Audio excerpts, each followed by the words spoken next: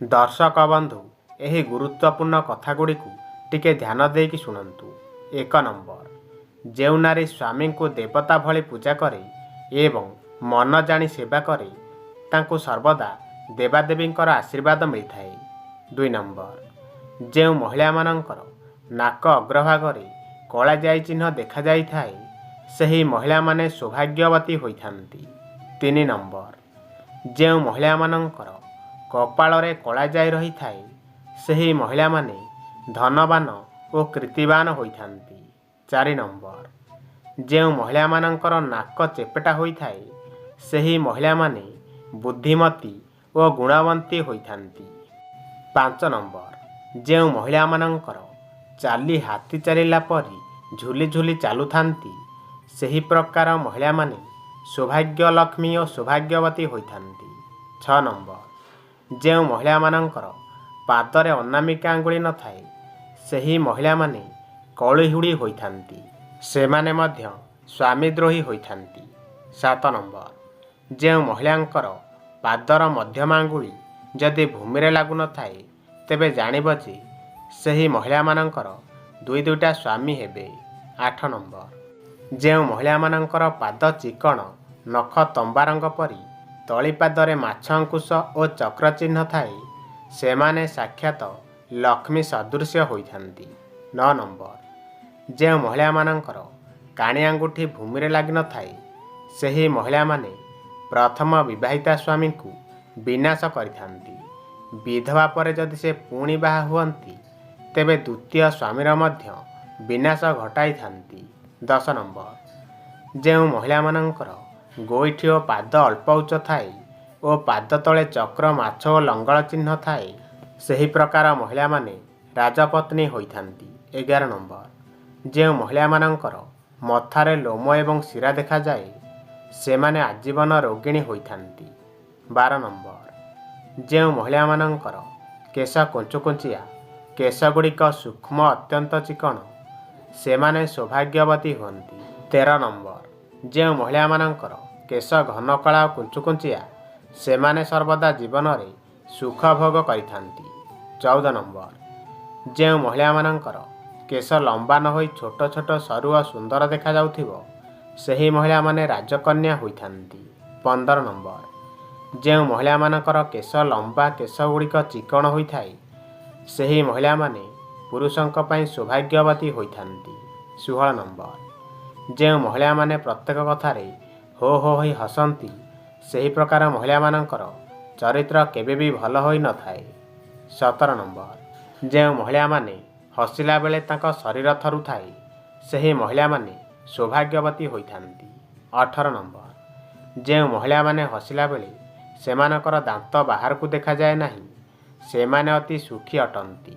19 number, जो महिला माने मुंडरे गोटे सरलरेखारे सिंथी काटी थांती सही महिला माने अहिष्युलक्षणी होइथांती। 20 नंबर, जो महिला माने हसिले दुई गालरे गात भली देखा जाए सही महिला माने लंपटी होइथांती। 21 नंबर, जो महिला माने कणई कणई अनाई मुरुकी मुरुकी हसुथांती सही महिला माने सर्वदा अन्य पुरुषंक प्रति आकृष्ट थांती। 22 नंबर, जो महिला माने हसी हसी कथा कहला बेले तांकर आखि बिलेई परी देखा जाए सही महिला माने बहुत कामिका अटंती।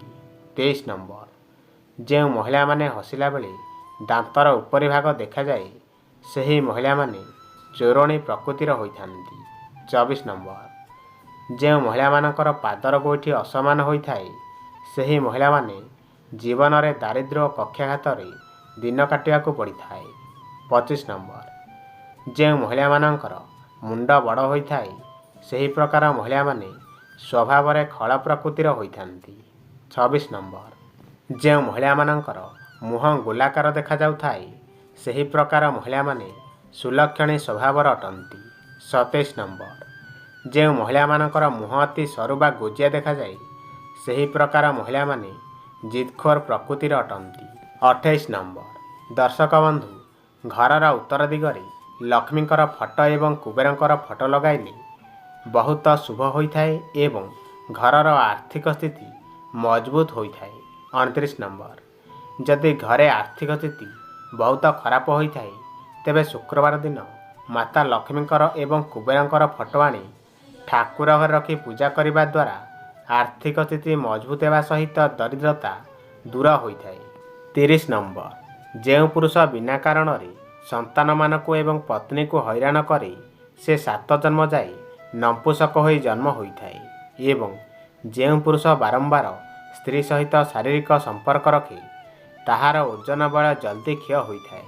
31 ନମ୍ବର, ଭୁଲରେ ବି କାହାକୁ ନିଜ ଘରର ଝାଡ଼ୁକୁ ଅନ୍ୟକୁ ଦେବା ଉଚିତ ନୁହେଁ। ଏହାର ଅର୍ଥ ମା ଲକ୍ଷ୍ମୀଙ୍କୁ ଆପଣମାନେ ଘରୁ ବାହାର କରିଦେଉଛନ୍ତି। ଝାଡ଼ୁକୁ ସର୍ବଦା ଲୁଚେଇକି ରଖିବା ଉଚିତ। ଝାଡ଼ୁକୁ ଗୋଇଠା ମାରିବା ବା ସନ୍ଧ୍ୟା ଓ ରାତିରେ ଝାଡ଼ୁର ବ୍ୟବହାର କରିବା ଉଚିତ ନୁହେଁ। ପ୍ରତିଦିନ ସକାଳୁ ଝାଡ଼ୁର ବ୍ୟବହାର କରିବା ଶ୍ରେଷ୍ଠ ଅଟେ। 32 ନମ୍ବର, ନାରୀମାନେ ନିଜେ ପିନ୍ଧୁଥିବା ମଙ୍ଗଳସୂତ୍ର, ଗୋଡ଼ମୁଦି, ପାଉଁଜି ଆଦି ଅନ୍ୟକୁ ଦାନରେ ଦେବା ଉଚିତ ନୁହେଁ। ଏହି ଆଭୂଷଣ ନାରୀ ପାଇଁ ଶ୍ରେଷ୍ଠ ହୋଇଥାଏ। ନାରୀକୁ କେବେ ବି ବେକ ଖାଲି ରଖିବା ଉଚିତ ନୁହେଁ। ଜଣେ ନାରୀର ଆଭୂଷଣ ଘରର ପରିଚୟ ହୋଇଥାଏ। ମୁଖ୍ୟ ଆଭୂଷଣ ଅନ୍ୟ ମହିଳାମାନଙ୍କୁ ଦେବା ଉଚିତ ନୁହେଁ। 33 ନମ୍ବର, ରୋଷେଇ ଘରର ବେଲଣା କାଠି, ତାୱା ଆଦି କାହାକୁ ବି କେବେ ବି ଦାନ କରିବା ଉଚିତ ନୁହେଁ। ଅନେକ ସମୟରେ ମହିଳାମାନେ ଅନ୍ୟକୁ ଏହିସବୁ ଜିନିଷ ଦେଇଥାନ୍ତି। ଏହାଦ୍ୱାରା ମା ଲକ୍ଷ୍ମୀ ଘରୁ ଚାଲି ଯାଇଥାନ୍ତି। ଧନର ଅଭାବ ହେବା ସହ ଛୋଟ ଛୋଟ କଥାରେ କଳହ ଲାଗି ରହିଥାଏ। 34 ନମ୍ବର, ସନ୍ଧ୍ୟାରେ ନାରୀମାନଙ୍କୁ ନିଜ ରୋଷେଇ ଘରୁ ଦହି, କ୍ଷୀର, ଚାଉଳ, ଲୁଣ, ଅଟା ଭଳି ଧଳା ଜିନିଷକୁ କାହାକୁ ବି କେବେ ଦାନରେ ଦେବା ଉଚିତ ନୁହେଁ। ଏହାଦ୍ୱାରା ନେଗେଟିଭ୍ ଶକ୍ତି ଆକର୍ଷିତ ହୋଇଥାଏ। ଯାହାକୁ ବି ଯେତେ ବି ଜ୍ୱର ଥାଉ ନା କାହିଁକି ଏହିସବୁ ଜିନିଷ ଭୁଲରେ ବି ରୋଷେଇ ଘରୁ ନାରୀମାନେ ଦେବା ଉଚିତ ନୁହେଁ। ମନେ ରଖିବେ। 35 ନମ୍ବର, ସୂର୍ଯ୍ୟାସ୍ତ ପରେ କେବେ ବି ତୁଳସୀ ଗଛକୁ ଛୁଇଁବା ଏବଂ ତୁଳସୀ ପତ୍ରକୁ ଛିଣ୍ଡାଇବା ଉଚିତ ନୁହେଁ। ଏହା ଅଶୁଭ ହୋଇଥାଏ ଏବଂ ଏପରି କରିବା ଦ୍ୱାରା ଦରିଦ୍ରତା କେବେ ବି ଛାଡ଼ି ଯାଇନଥାଏ। 36 ନମ୍ବର, ଯଦି ଆପଣଙ୍କ ସ୍ତ୍ରୀ ଜଣେ ଗୃହିଣୀ ତେବେ ସେ ଘର କାମ କରି ଥକିଯାଆନ୍ତି। ଆବଶ୍ୟକ ପଡ଼ିଲେ ବା ତାଙ୍କ ସ୍ୱାସ୍ଥ୍ୟ ଖରାପ ହେଲେ ଆପଣ ତାଙ୍କୁ ଘଷାମଡ଼ା କରିଦେବା ଉଚିତ ହୋଇଥାଏ। 37 ନମ୍ବର, ଦୃଷ୍ଟିଶକ୍ତି କମଜୋର ହୋଇଥିଲେ ପ୍ରତ୍ୟେକ ଦିନ କାଠଚମ୍ପା ଫୁଲକୁ କିଛି ସମୟ ଶୁଙ୍ଘିବା ଉଚିତ। ଏହାଦ୍ୱାରା ଦୃଷ୍ଟିଶକ୍ତିରେ ବୃଦ୍ଧି ହୋଇଥାଏ। ଦେଖିବାରେ ହେଉଥିବା ଅସୁବିଧା ସବୁଦିନ ପାଇଁ ଦୂର ହୋଇଥାଏ। 38 ନମ୍ବର, ଯଦି ଆପଣ କୌଣସି ଗମ୍ଭୀର ରୋଗରେ ପୀଡ଼ିତ ଅଛନ୍ତି ତାହେଲେ ପ୍ରତ୍ୟେକ ଦିନ ହଳଦୀ ତିଳକ ଲଗାନ୍ତୁ। ଏଭଳି କରିବା ଦ୍ୱାରା ଆପଣ ଧୀରେ ଧୀରେ ସେ ବେମାରରୁ ମୁକ୍ତି ପାଇପାରିବେ। 39 ନମ୍ବର, କଂସା ପାତ୍ରରେ ନଡ଼ିଆ ପାଣି ପିଇବା ଉଚିତ ଏବଂ ତମ୍ବା ପାତ୍ରରେ ଆମିଷ ଖାଇବା ଉଚିତ ନୁହେଁ। ଏହା ସ୍ୱାସ୍ଥ୍ୟ ପ୍ରତି କ୍ଷତିକାରକ ହୋଇଥାଏ।